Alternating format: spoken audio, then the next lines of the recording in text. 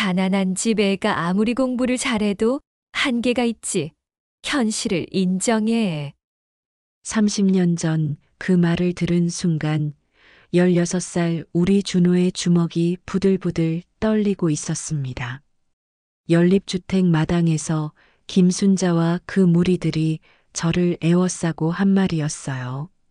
제가 아들 자랑을 하려다가 되레 공개적으로 모욕을 당한 그 순간을 저는 평생 잊을 수가 없습니다. 요새는 스펙이 중요한데 그런 거 없이 공부만 잘해봤자 취업도 못할 텐데 왜 괜한 꿈을 키우세요? 집안 뒷받침이 있어야 하는데 개천에서 용난다는 말 다 옛말이야.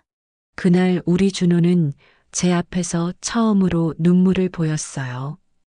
그리고 이렇게 말했습니다. 엄마, 저는 꼭 성공해서 저 사람들을 다 혼내줄 거예요. 그때는 그냥 상처받은 아이의 다짐이라고 생각했어요. 하지만 30여 년이 지난 지금 그 다짐이 현실이 되었습니다. 70대가 된 김순자가 제 앞에서 무릎을 꿇고 빌고 있었거든요. 미숙 씨, 제발 준호한테 좀 말해줘요. 30년 전 저를 무시하고 괴롭혔던 그 사람이 이제는 일자리를 구걸하며 저에게 애원하고 있었어요. 가난해서 연립주택에서 쫓겨나듯 떠났던 우리 모자가 어떻게 30년 만에 완벽한 복수를 할 수 있었을까요? 지금부터 그 놀라운 반전의 이야기를 들려드리겠습니다. 안녕하세요. 저는 박미숙입니다. 제가 겪었던 일을 말씀드리려고 해요. 30여 년 전 일입니다.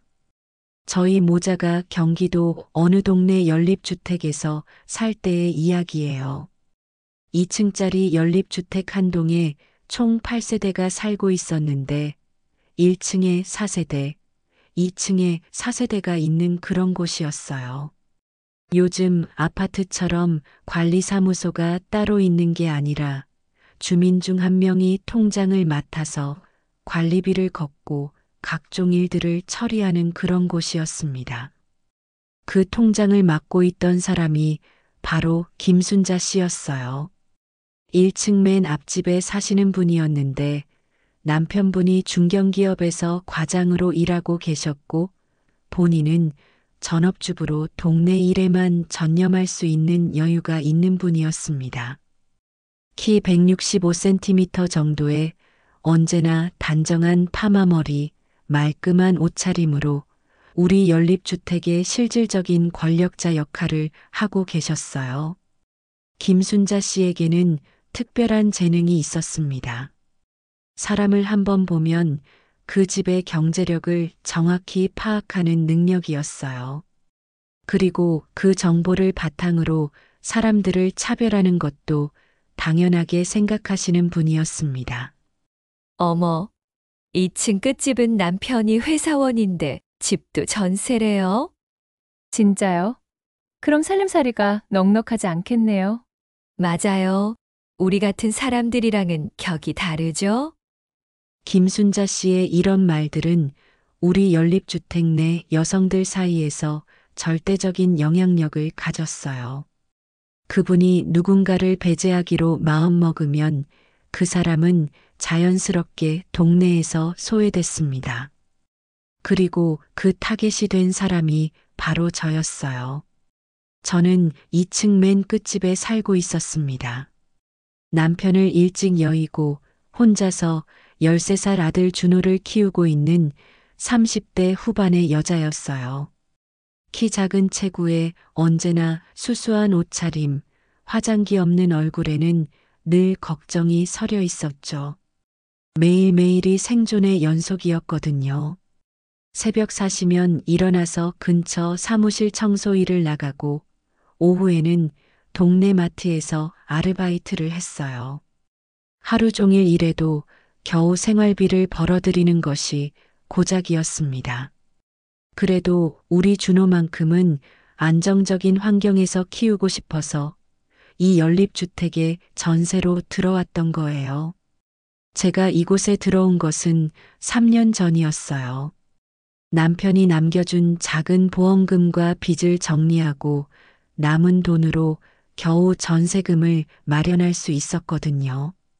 준호가 다니던 학교를 옮기지 않게 하려고 정말 무리를 했습니다. 여기서 학교까지는 걸어서 10분 거리였거든요. 준호야, 엄마가 늦게 들어와도 밥은 챙겨 먹어야 해. 냉장고에 반찬 있으니까 알아서 먹고. 네, 엄마 걱정 마세요. 우리 준호는 제 힘든 상황을 누구보다 잘 알고 있었어요. 다른 아이들처럼 학원을 다니지 못하지만 불평하지 않았고 새 운동화를 사달라고 조르지도 않았습니다. 대신 동네 도서관에서 시간을 보내며 혼자서 공부했어요. 정말 똑똑한 아이였습니다.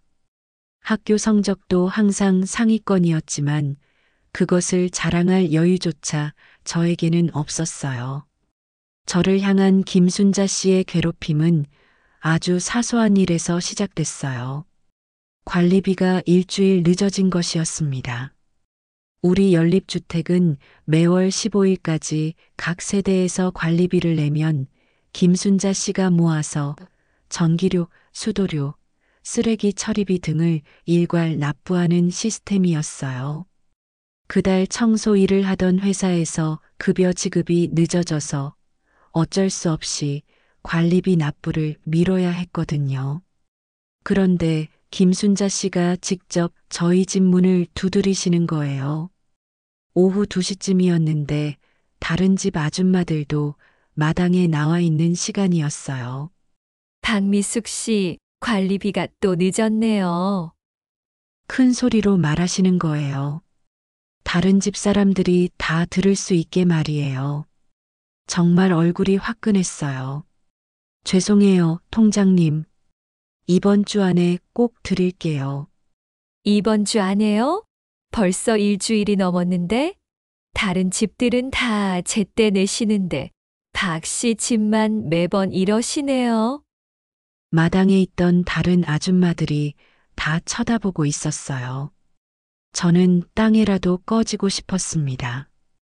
연립주택 공동생활이라는 게 있잖아요. 규칙은 지켜야죠. 제가 다른 집들한테 뭐라고 말해요? 정말 죄송합니다, 통장님. 그날 이후 김순자 씨의 공격은 더욱 노골적이 됐어요. 다른 집 아줌마들과 마당에서 이야기할 때도 제 이야기가 단골 메뉴가 됐다고 하더라고요. 2층 끝집 말이에요. 남편도 없이 애 하나 데리고 사는데 관리비도 제때 못 내고 정말 답답해요. 어머, 그래요? 그럼 생활이 많이 힘드신가 보네요. 힘들면 왜 이런 데 살려고 했을까요? 자기 형편에 맞는데 살아야지. 김순자 씨 주변에는 항상 몇 명의 측근들이 있었어요. 1층 두 번째 집에 사는 이영애 씨, 2층 첫 번째 집의 최정순 씨, 그리고 1층 세 번째 집의 한명숙 씨였습니다. 이분들은 김순자 씨 말에 고개를 끄덕이며 맞장구를 쳐줬어요. 그분들도 각자의 이유로 김순자 씨에게 찍히고 싶지 않았던 거겠죠. 저 개인에 대한 괴롭힘은 곧 우리 준호에게까지 번졌어요. 그것은 김순자 씨가 다른 연립주택 엄마들에게 한 말에서 시작된 거였어요. 우리 애들이 2층 끝집 아들이랑 너무 친하게 지내는 것 같아서 걱정이에요. 왜요, 통장님? 글쎄요, 집안 형편이 그러다 보니까 애도 좀 여러모로 문제가 있을 것 같거든요. 우리 애들한테 나쁜 영향을 줄까 봐서요. 김순자 씨의 이런 말들은 금세 8세대 모든 집에 퍼져나갔어요. 연립주택이라는 게 아파트보다 더 밀착되어 있거든요. 마당 하나를 공유하고 계단도 함께 쓰고 아이들도 같은 공터에서 놀고 피할 곳이 없는 거예요. 그리고 아이들은 어른들보다 더 잔혹했습니다. 야, 박준호, 너희 집 관리비 못 낸다며? 너 엄마 청소하러 다닌다며? 우리 집 청소도 하냐? 가난한 집 애랑 놀면 우리도 가난해진대. 준호가 이런 말들을 듣고 집에 와서는 아무 말도 안 했어요. 하지만 제가 봐도 얼굴이 어두워져 있는 게 느껴졌습니다. 가슴이 찢어질 것 같았어요. 제가 못나서 우리 아이까지 이런 고생을 시키고 있구나 싶어서요. 더 충격적인 일은 연립주택에서 열린 여름 물놀이 행사에서 벌어졌어요. 매년 7월이면 마당에 대형 풀장을 설치하고 아이들을 위한 물놀이 잔치를 열었거든요. 모든 집에서 조금씩 돈을 모아서 준비하는 행사였어요. 그런데 그해 우리 집만 빠져 있었습니다. 엄마, 다른 친구들은 다 물놀이 한다는데 우리는 왜 안 해요? 준호가 이렇게 물을 때 제 가슴이 무너져 내리는 것 같았어요. 그래, 이상하네. 엄마가 통장님께 물어볼게. 김순자 씨를 찾아갔더니 그분은 태연하게 대답하시더라고요. 아, 그거요? 각 집마다 2만 원씩 내야 하거든요. 혹시 부담이 되실까 봐서 빼드린 거예요. 배려한 거라고요. 제가 얼마나 기가 막혔는지 몰라요. 배려라고요? 2만 원이요? 다른 집들은 다 냈나요? 당연히 다 내셨죠. 박 씨 집만 좀 어려우실 것 같아서 말이에요. 2만 원. 그때 그 시절 저에게는 결코 작지 않은 돈이었지만 우리 아들을 위해서라면 낼 수 있는 돈이었어요. 하지만 김순자 씨는 저에게 그런 선택권조차 주지 않으셨던 거예요. 그럼 지금이라도 낼게요. 어머, 이미 물건들 다 주문했는데요? 그리고 음식 준비도 다 끝난 상태라서 다음에 기회가 있으면 그때 참여하세요.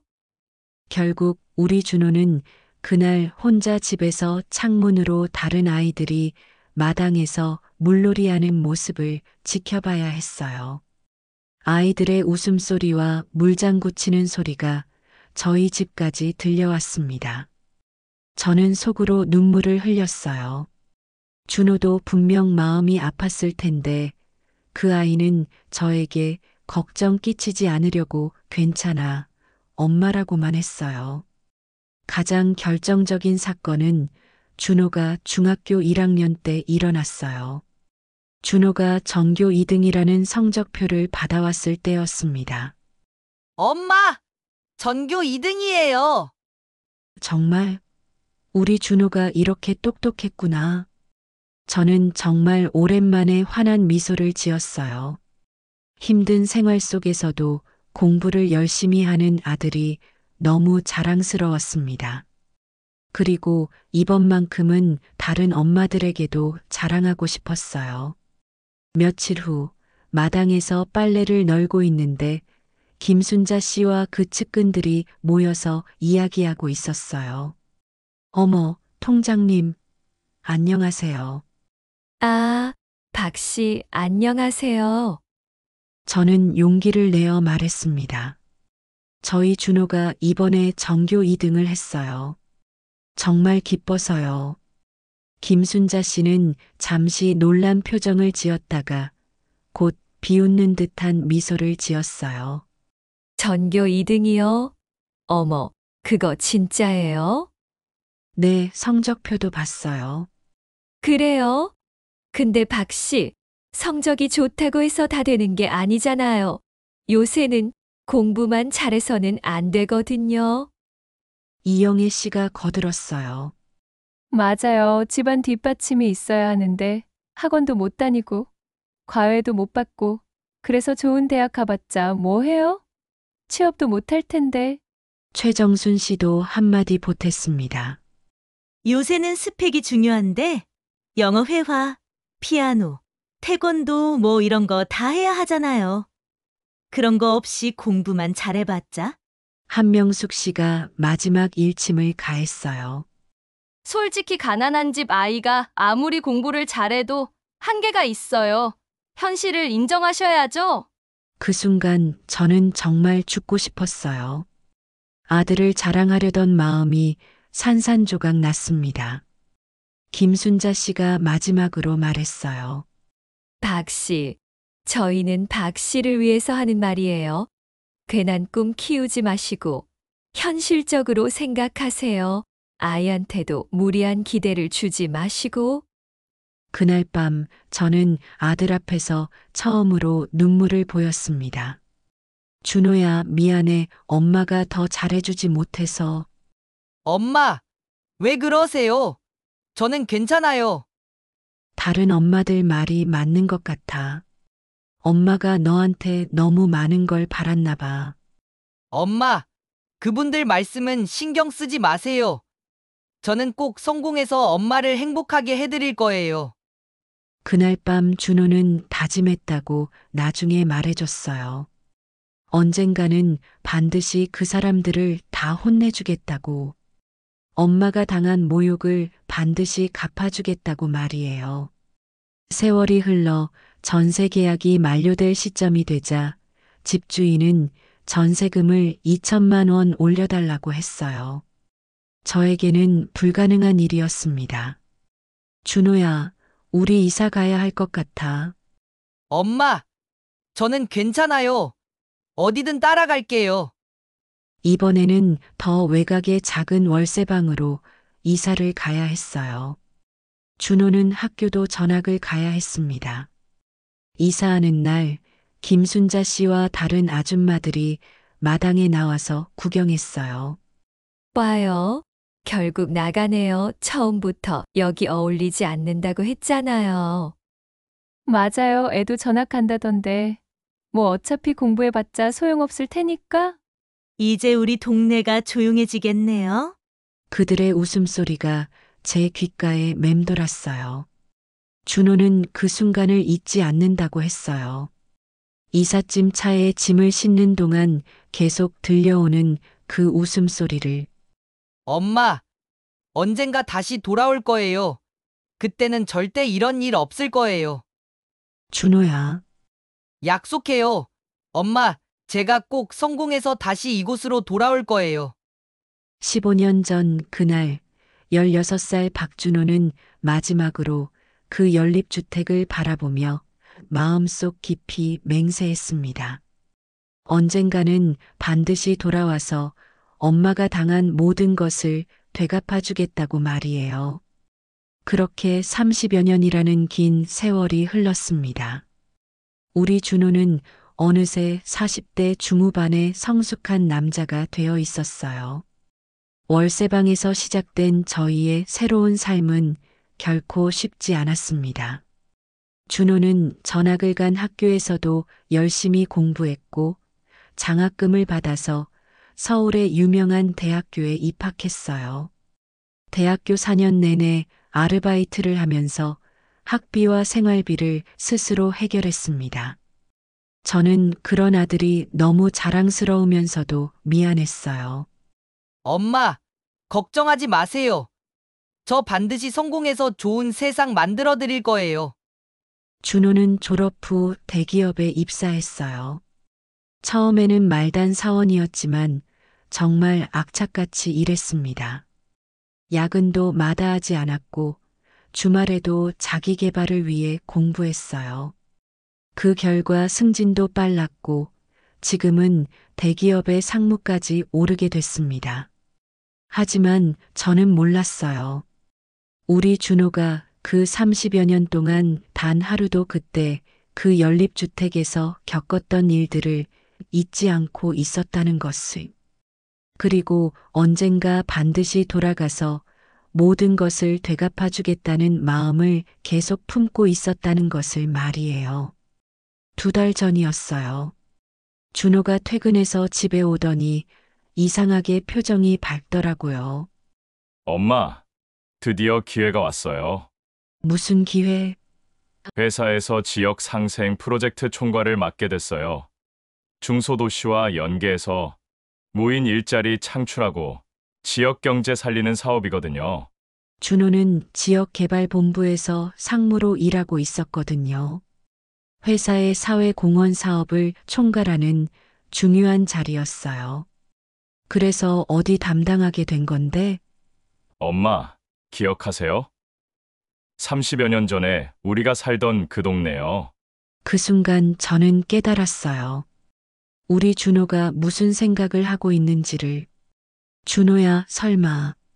엄마, 30여 년 전 약속 기억하세요?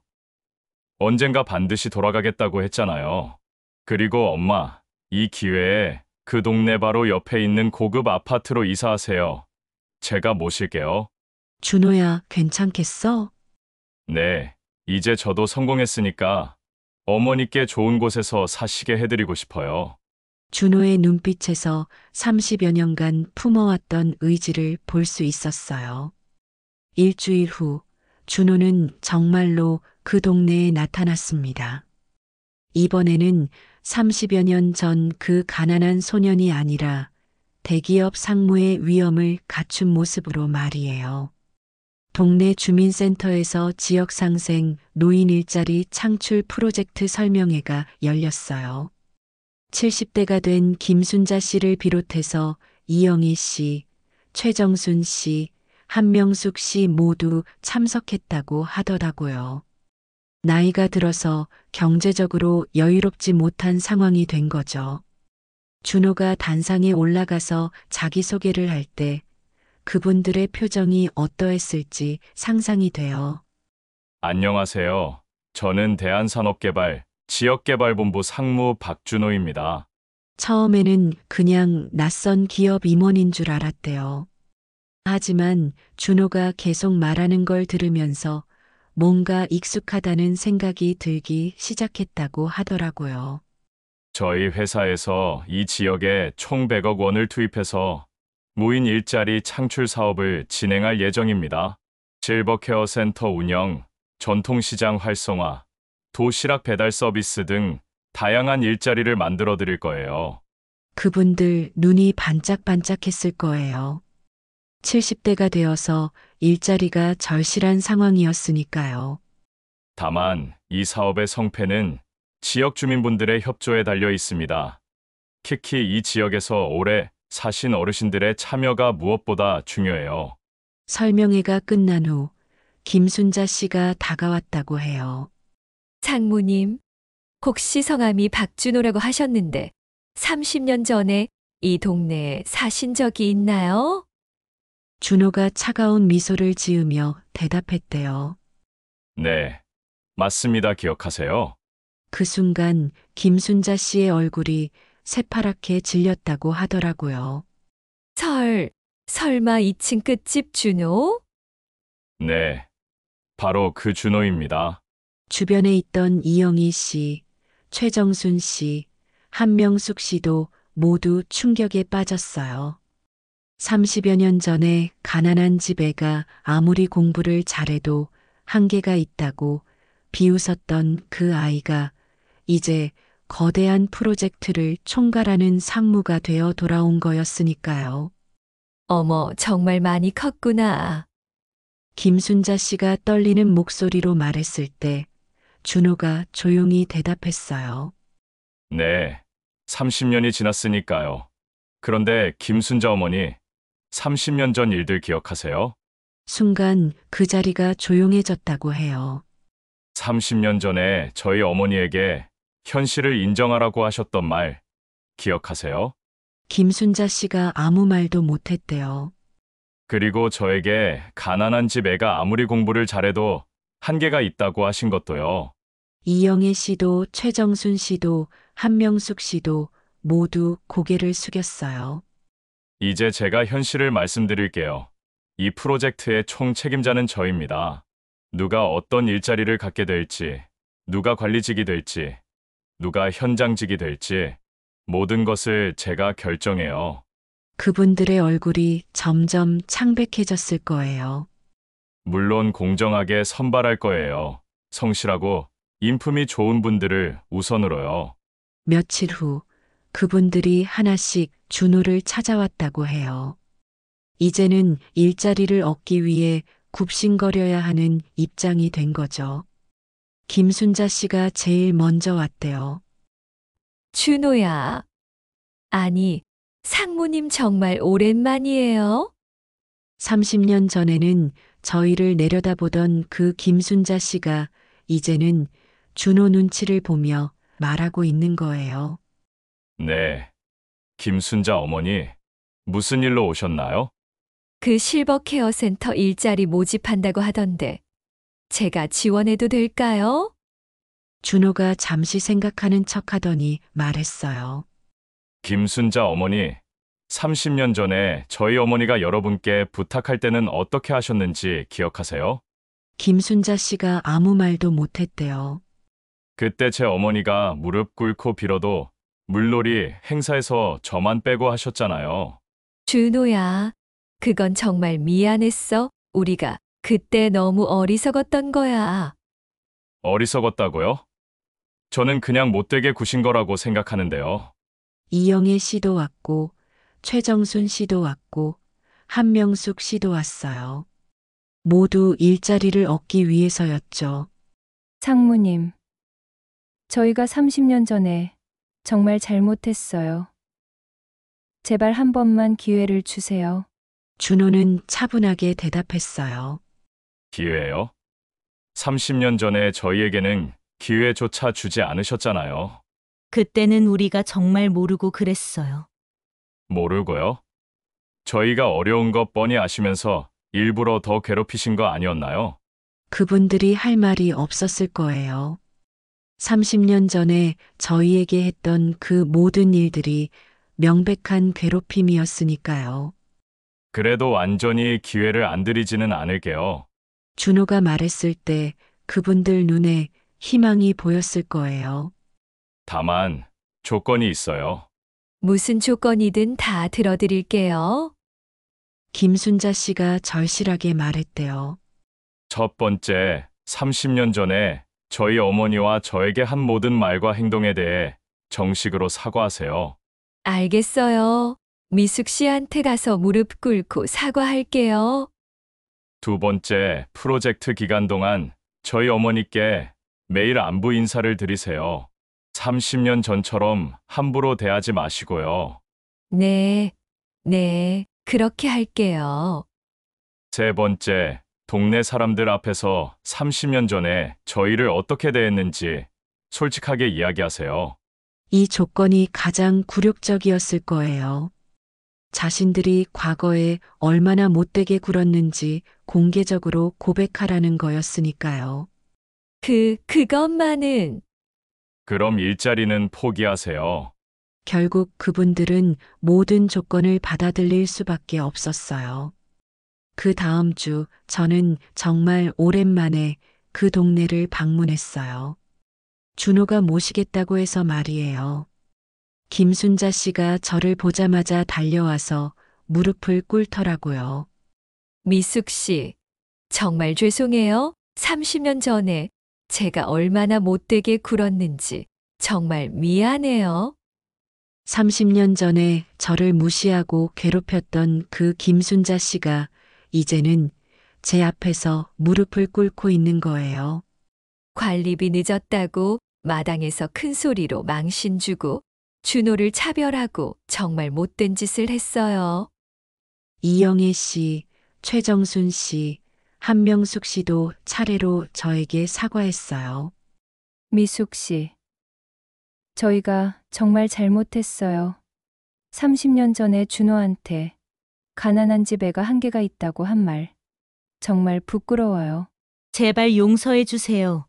이제라도 저희가 잘못을 깨달았어요. 그날 동네 사람들이 다 모인 자리에서 그분들은 30년 전 자신들의 행동을 공개적으로 고백했어요.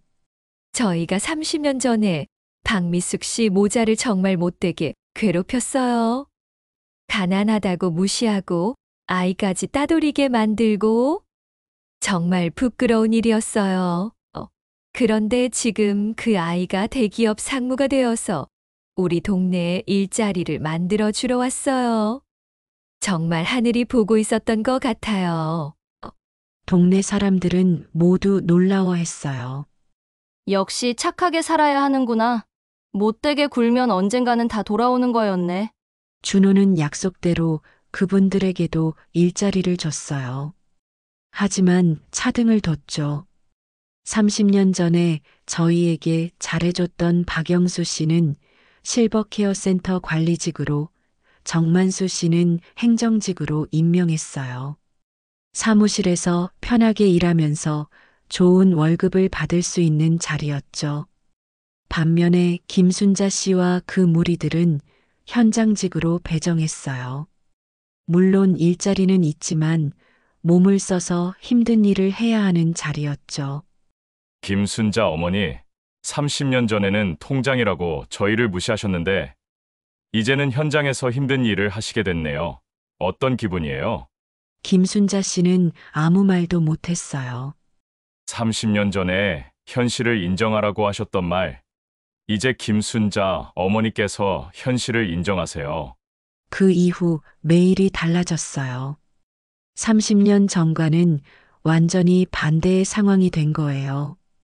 김순자 씨를 비롯한 그분들은 매일 아침 저에게 인사를 드렸어요. 미숙 씨, 안녕하세요. 오늘도 좋은 하루 되세요. 혹시 필요한 거 있으시면 언제든 말씀하세요. 30년 전에는 제가 그분들 눈치를 보며 살았는데, 이제는 그분들이 저희 눈치를 보며 사는 거였어요. 준호는 가끔 프로젝트 점검차 동네에 왔어요. 그럴 때마다 그분들은 바짝 긴장하며 준호에게 잘 보이려고 애썼죠. 장모님, 오늘도 열심히 일하고 있습니다. 혹시 부족한 점이 있으면 언제든 말씀해 주세요. 준호는 차가운 표정으로 대답했어요. 열심히 하세요. 30년 전처럼 성의 없이 하시면 안 되거든요. 30년간 품어왔던 원한이 이렇게 갚아지고 있었어요. 30년 전에 저희가 느꼈던 그 굴욕감과 서러움을 이제는 그분들이 고스란히 느끼고 있는 거였죠. 완전히 뒤바뀐 일상. 그렇게 6개월이 흘렀습니다. 매일매일이 30년 전과는 완전히 반대의 상황이었어요. 김순자 씨를 비롯한 그 사람들은 새벽 7시부터 나와서 현장 일을 해야 했어요. 도시락 배달, 청소, 빨래, 정리 같은 몸을 써야 하는 힘든 일들이었죠. 반면에 30년 전에 저희에게 잘해줬던 박영수 씨와 정만수 씨는 시원한 사무실에서 편하게 관리 업무를 보고 있었어요.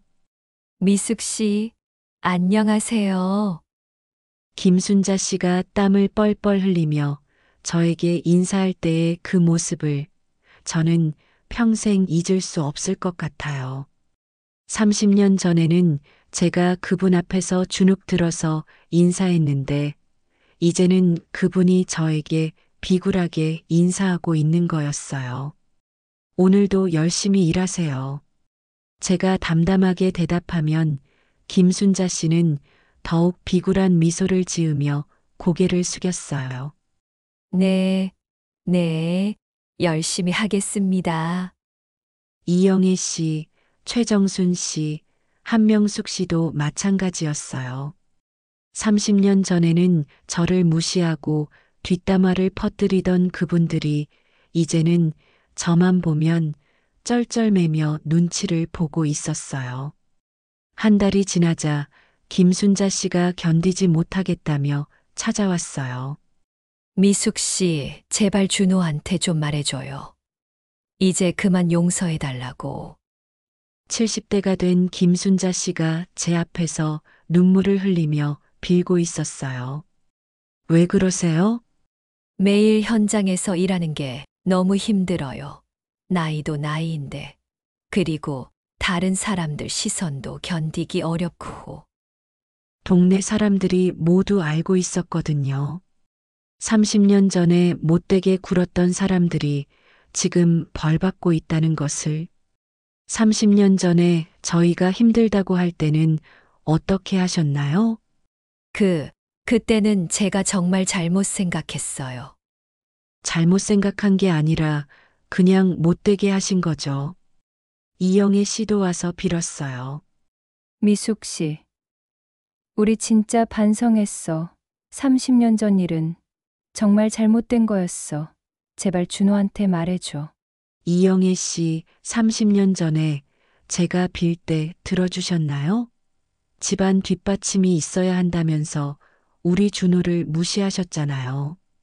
최정순 씨와 한명숙 씨도 차례로 와서 빌었지만 저는 마음이 움직이지 않았어요. 30년 동안 가슴속에 묻어뒀던 그 상처와 분노가 이제야 조금씩 풀리고 있는 것 같았거든요. 동네 사람들의 반응은 확실했어요. 역시 하늘이 보고 있었구나. 착하게 살아야 한다니까. 옛날에 박미숙 씨 모자 얼마나 괴롭혔는데 이제 그 대가를 치르는 거지?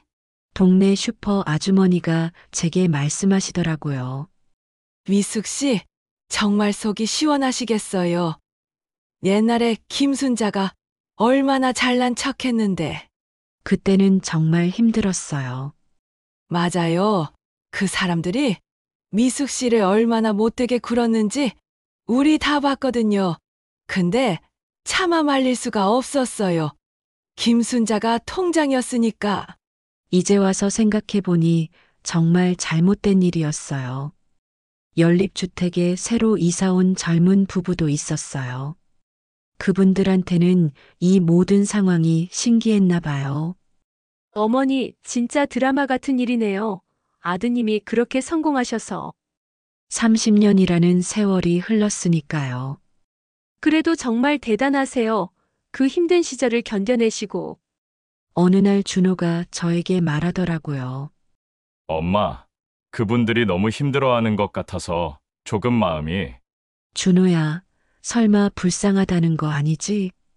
아니에요. 불쌍하다는 게 아니라 이제 충분히 깨달으신 것 같아서요. 저는 고개를 저었어요. 준호야, 30년 전에 우리가 얼마나 힘들었는지 기억해.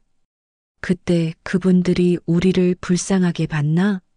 그렇긴 하지만 그분들이 진짜 반성하는 건지 아니면 그냥 힘드니까 빠져나가려는 건지 지켜봐야 해. 준호도 제 말에 고개를 끄덕였어요.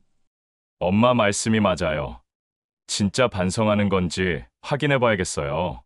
그 답은 금세 나왔어요. 김순자 씨가 다른 동네 사람들에게 하는 말을 들었거든요. 아, 정말 억울해 죽겠어. 옛날 일 가지고 이렇게까지 해야 하나? 박준호가 너무 심하게 하는 거 아니야? 우리가 그때 뭘 그렇게 잘못했다고. 박미숙도 옛날 일은 좀 덮고 가면 안 되나? 너무 치사해. 저는 그 말을 듣고 완전히 확신했어요. 이분들은 전혀 반성하지 않고 있다는 것을. 준호한테 그 말을 전해줬더니 준호도 화가 나더라고요. 역시 진짜 반성은 안 하고 있었네요. 당연하지. 30년 동안 그런 성격으로 살아온 사람들이 몇 달 만에 바뀌겠어? 그럼 더 확실하게 해야겠네요. 준호는 프로젝트 규모를 더 키웠어요. 이제 그 지역 전체가 준호의 영향권 안에 들어가게 된 거죠. 새로운 마트도 들어서고 카페도 생기고 병원도 새로 지어졌어요. 모든 것이 준호의 프로젝트 영향이었어요. 그리고 그 모든 곳에서 일하는 사람들도 준호가 선발했죠. 김순자 씨 집 바로 앞에 새로운 복합문화센터가 들어섰어요. 준호가 설계부터 참여한 건물이었죠. 그 건물 1층에는 대형 현수막이 걸렸어요. 대한산업개발 지역상생 프로젝트 마이너스 총괄 책임자 박준호 상무. 김순자 씨는 매일 그 현수막을 보며 집을 나서야 했어요. 30년 전에 무시했던 그 아이의 이름이 동네에서 가장 큰 글씨로 걸려 있는 걸 보면서 말이에요. 어느 날 준호가 현장 점검을 나왔을 때의 일이에요. 김순자 씨를 비롯한 그 사람들이 모두 줄을 서서 기다리고 있었어요. 월말 평가 때문이었죠. 김순자 씨, 이번 달 근무 태도는 어땠나요? 열심히 했습니다. 상무님, 30년 전에는 저를 가난한 집 애라고 부르셨는데 지금은 상무님이라고 부르시네요. 참 세상이 많이 변했죠. 김순자 씨가 아무 대답도 못했어요. 이영애 씨, 30년 전에 집안 뒷받침이 있어야 한다고 하셨는데 지금 보니까 이영애 씨야말로 뒷받침이 필요하신 것 같네요. 이영애 씨도 고개만 숙이고 있었어요. 최정순 씨, 스펙이 중요하다고 하셨잖아요. 지금 최정순 씨 스펙으로는 어디 가서 일할 수 있을까요? 한명숙 씨, 현실을 인정하라고 하셨죠? 이제 한명숙 씨가 현실을 인정하세요. 그분들은 아무 말도 못하고 고개만 숙이고 있었어요. 그로부터 한 달 후, 김순자 씨가 정말로 진심으로 사과하러 왔어요. 이번에는 달랐어요. 미숙 씨, 정말 죄송해요. 저희가 30년 전에 얼마나 잘못된 짓을 했는지 이제야 깨달았어요. 갑자기 왜 그러세요? 그동안 계속 생각해 봤어요. 저희가 왜 그랬을까 정말 이유가 없었어요. 그냥 미숙 씨가 우리보다 약해 보이니까 함부로 해도 될 것 같아서. 김순자 씨가 눈물을 흘리며 계속 말했어요. 정말 못된 짓이었어요. 특히 준호를 괴롭힌 건 정말 용서받을 수 없는 일이었어요. 이영애 씨, 최정순 씨, 한명숙 씨도 함께 와서 진심 어린 사과를 했어요.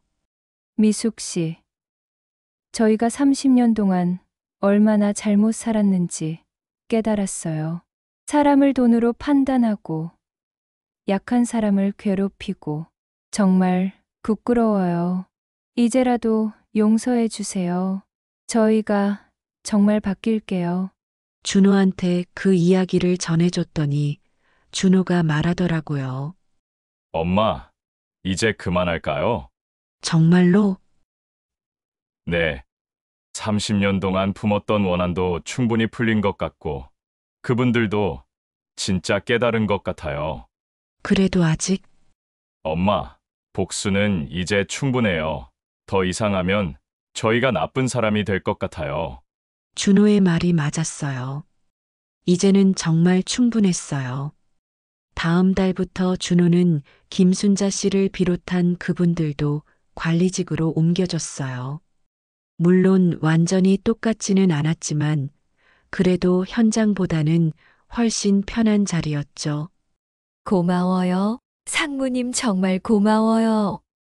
김순자 씨가 진심으로 고맙다며 인사할 때 저는 30년간의 원한이 정말로 끝났구나 하는 생각이 들었어요. 그 이후 저희와 그분들의 관계는 완전히 달라졌어요. 30년 전처럼 무시하지도 않았고 그렇다고 비굴하게 굽신거리지도 않았어요. 그냥 평범한 이웃 사이가 되었어요. 가끔 김순자 씨가 저에게 와서 말씀하시곤 해요. 미숙 씨, 30년 전 일은 정말 미안해요. 저희가 너무 못된 짓을 했어요. 이제 그런 말 안 하셔도 돼요. 아니에요. 계속 미안할 거예요. 특히 준호한테 준호도 이제 다 잊었어요. 정말 훌륭하게 키우셨어요. 그때 그런 어려운 상황에서도 이제는 서로를 인정하고 존중하는 관계가 되었어요. 어느 날 준호가 저에게 말하더라고요. 엄마, 진짜 이긴 것 같아요. 뭔 말이야?